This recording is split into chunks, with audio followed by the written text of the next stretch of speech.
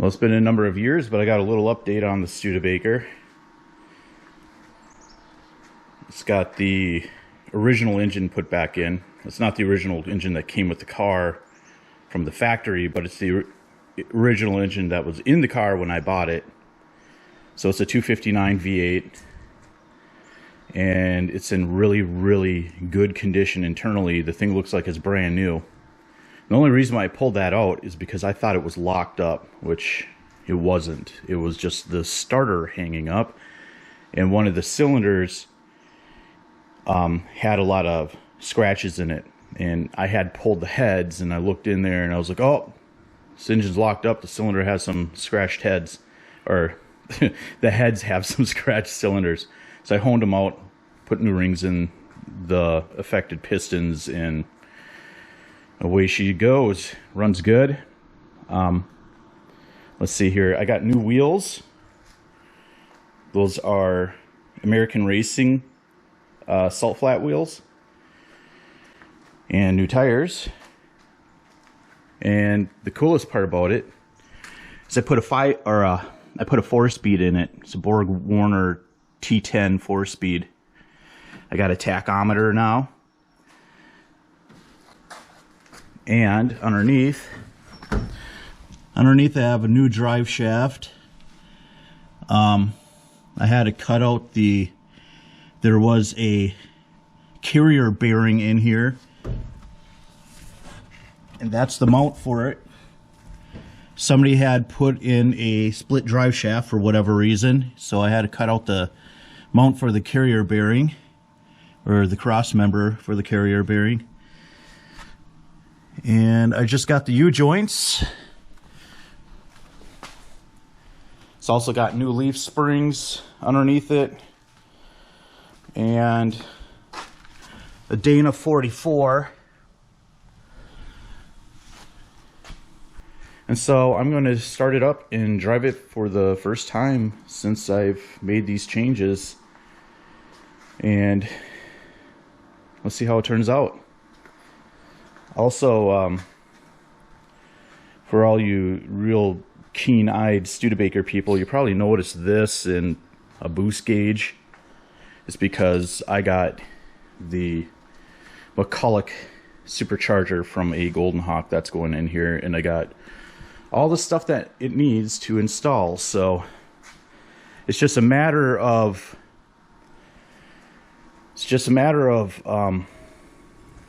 getting these pulleys freed up. This one's not pushing back like it's supposed to. Oh man, just knocking everything over. But this is variable speed, and this pulley here is supposed to open up to allow the belt to go to the bottom, to ride on the bottom at its lowest point for max boost.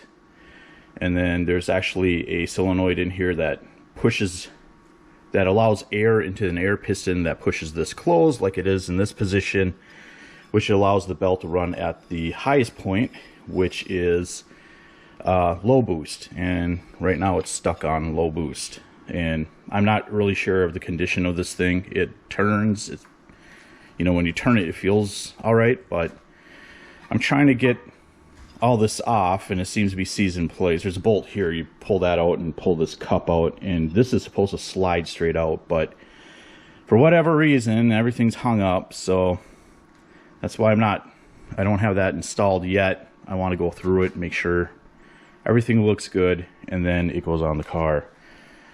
But okay, without further ado, let's get this thing started up and just try driving it for the first time.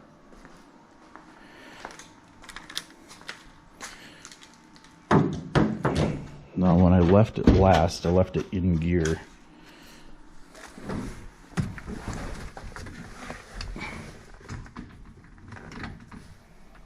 It's got that nice Hurst shifter.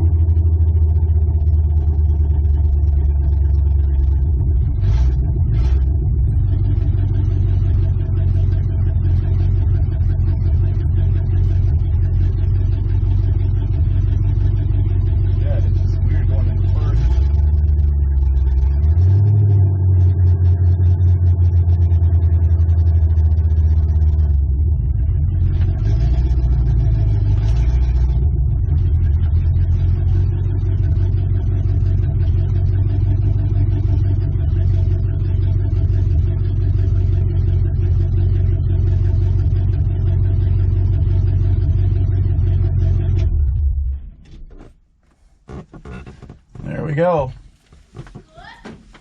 Yeah, ran great. Huh? Not shaking. Oh, burning. Oh yeah, that's the gaskets need to be replaced. Oh, I had something come down there. Looks like there's a little bit of a coolant leak. A valve cover leak. But yeah, it runs and it drives. Clutch needs to be adjusted pretty bad. Other than that, it runs pretty good. It was making some pretty heinous scraping noises from down here. I think my tires might be rubbing on something. And plus, I think I left the speedometer cable hang underneath the car when I drove it. But yeah, that's where I'm at with the car. So in case any of you guys were wondering. But yep, there's going to be plenty more with this thing. So take care.